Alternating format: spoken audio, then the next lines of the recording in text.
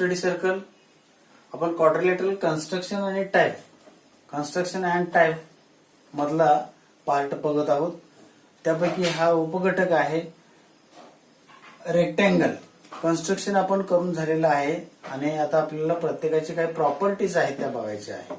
त्या प्रॉपर्टीज बघताना त्यातला पहिला प्रॉपर्टी आहे पहिली ती रेक्टँगलची. रेक्टँगल तर रेक्टँगलचे डेफिनेशन नेमके काय आहे?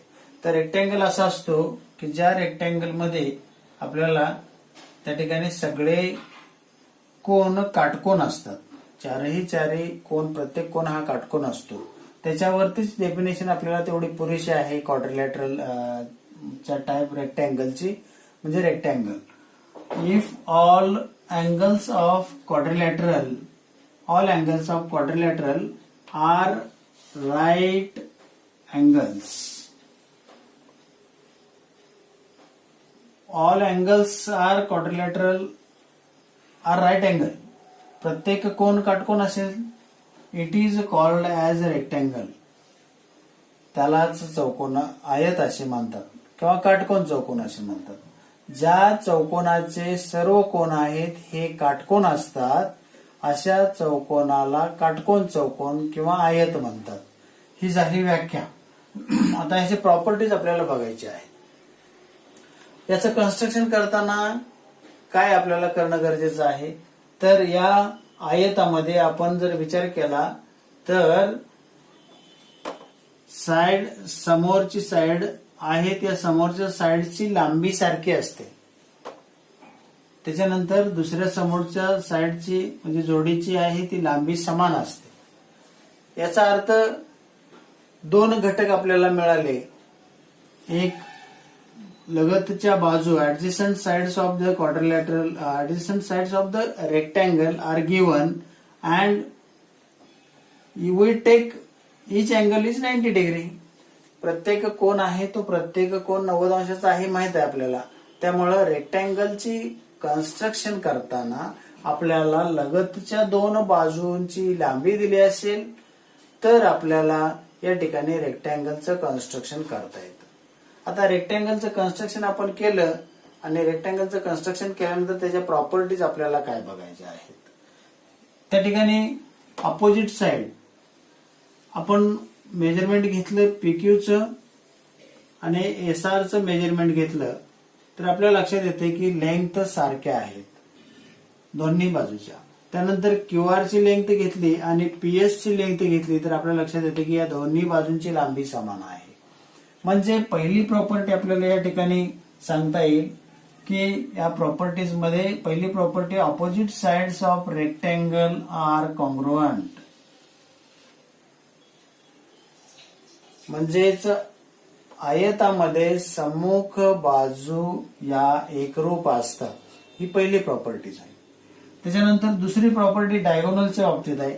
डायगोनलच्या बाबतीत आपण जर मोजून बघितलं तर डायगोनल पी आर याची लेंथ मोजली आपण आणि क्यू एस याची लेंथ मोजली तर दोन्ही लेंथ मोजलेल्या आपल्याला लक्षात येईल की त्यांची लांबी समान असलेली आपल्याला दिसून येते. आता 10 सेमी आहे, ही सुद्धा 10 सेमी असलेली आपल्याला दिसून येते. म्हणजेच या ठिकाणी 10-10 सेमी लांबीचे हे डायगोनल्स आहेत.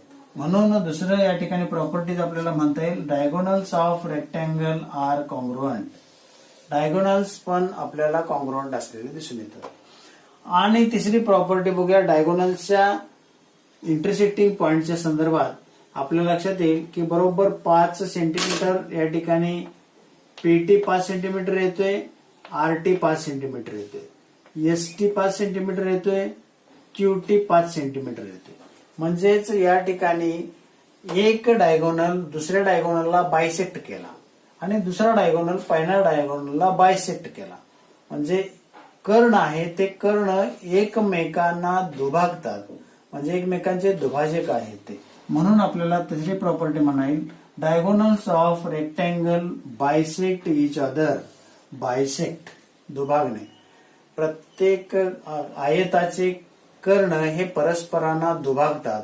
अशा पद्धतीचे हे 3 प्रॉपर्टीज आपल्याला या ठिकाणी रेक्टँगलच्या दिसून येत आहेत. आता पुढचं आपण बघूया चौकोनाचा प्रकार तो म्हणजे स्क्वेअर. सेकंड या ठिकाणी टाइप आहे क्वाड्रिलॅटरलचा, तो म्हणजे स्क्वेअर. आता स्क्वेअर म्हणजे नेमकं काय? All sides and all angles of quadrilateral are congruent. All sides are equal in length. समान लांबी असलेल्या बाजूचा चौकोन, बाजूची समान लांबी असेल.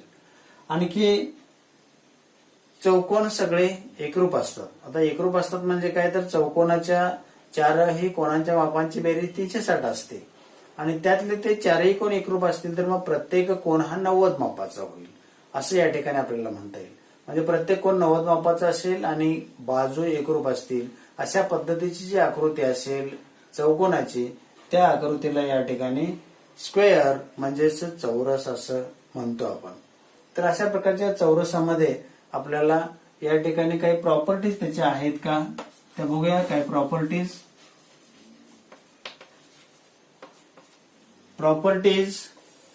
यापूर्वी हा चौकोन काढण्यासाठी काय गरजेचं आहे ते बघूया. या ठिकाणी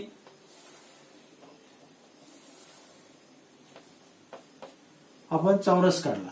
चौरस काढत असताना हा चौरस कसा काढायला पाहिजे, तर त्यामध्ये किमान बाजूची लांबी आपल्याला दिलेली असली पाहिजे. कारण सर्व बाजू एकरूप असल्यामुळे एका बाजूची लांबी दिली तर आपल्याला त्या ठिकाणी चौरस काढता येतो. प्रत्येक कोण काटकोन आहे त्यामुळे काटकोन किंवा कोणाचं माप कोणते किती आहे हे सांगायची गरज लागत नाही. म्हणजेच या ठिकाणी चौरस काढत असताना म्हणजे स्क्वेअर काढत असताना आपल्याला फक्त बाजूची लांबी दिली असेल तर आपल्याला चौरस काढता येतो. If only one length of side of is given, then we can draw or construct a square. आपण स्क्वेअर काढू शकतो आणि म्हणून त्या ठिकाणी कन्स्ट्रक्शन साठी फक्त बाजूची लांबी गरजेची आहे. आता याच्यामध्ये प्रॉपर्टीज काढल्यानंतर आपल्याला काही प्रॉपर्टीज दिसतात, बघूया. प्रॉपर्टीज मध्ये पहिले प्रॉपर्टीज काय आहे, समजा या ठिकाणी आपण डायगोनलची लांबी मोजली. या डायगोनलची लांबी मोजली 9 आहे आणि या डायगोनलची लांबी मोजली 9 आहे. म्हणजे डायगोनल्स एकरूप आहेत. Diagonals are of equal length. Diagonals are congruent. ही एक प्रॉपर्टी झाली त्याची. दुसरी प्रॉपर्टी, त्या ठिकाणी डायगोनल्स आहेत ते डायगोनल्स एकमेकांना काय करतात, 4.5 सेंटीमीटर, 4.5 सेंटीमीटर, 4.5 सेंटीमीटर, 4.5 सेंटीमीटर. म्हणजे प्रत्येक कर्णाचा एक भाग आहे जो इंटरसेक्टिंग पॉइंट आहे ई पासून, एई ईसी, बीई ईडी, या प्रत्येक रेषाखंडाची लांबी आहे 4.5 आली. म्हणजेच एक डायगोनल दुसऱ्या डायगोनलला बायसेक्ट करताना आपल्याला दिसतोय. म्हणजे दे are bisect each other. Diagonals bisect each other.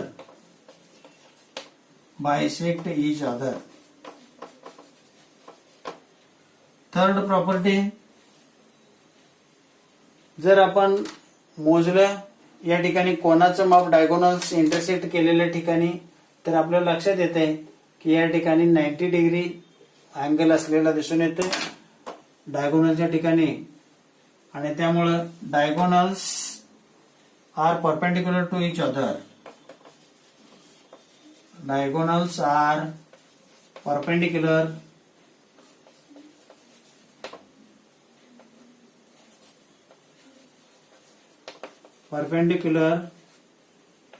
To each other.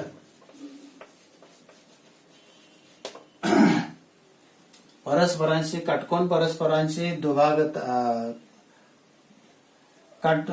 स्क्वेअरचे म्हणजे चौरसाचे कर्ण परस्परांना काटकोन करून दुभागतात असा या ठिकाणी अर्थ झाला त्याचा. आणखी एक प्रॉपर्टी दिल्या, they are bisect the opposite angles. Diagonals bisect